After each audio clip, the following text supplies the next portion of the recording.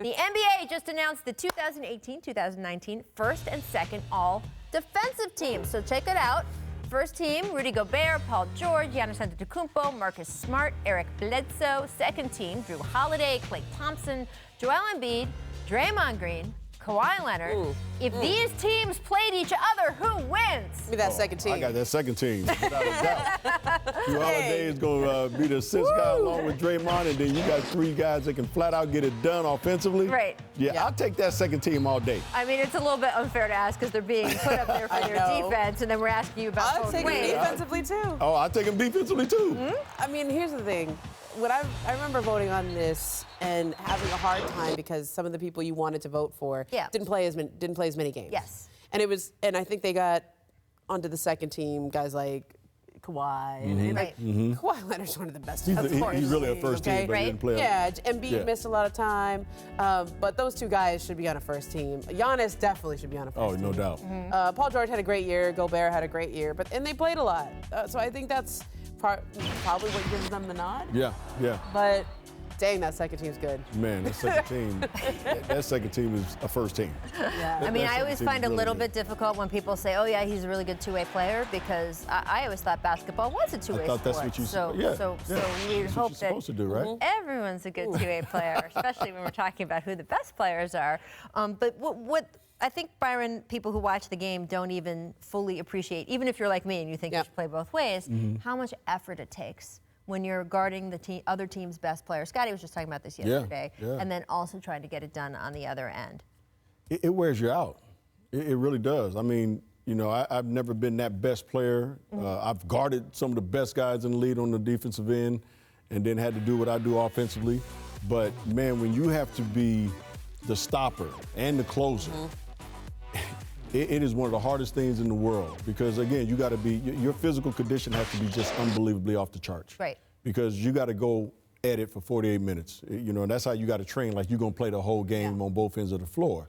You know, so for the guys that we look at that we know are just great on both ends of the floor, like a Kawhi Leonard, you know, you take your hats off to him because that guy never takes a play off. Yep, absolutely. All right, we're talking a little bit more about free agency, and we promised before the break, would you rather have Kawhi Leonard or Kevin Durant? Who gets the first call on June 30th, 6 p.m.? By the way, they moved it to 6 p.m. It's not midnight anymore. I like that. 6 p.m. Eastern, of course, when free agency begins.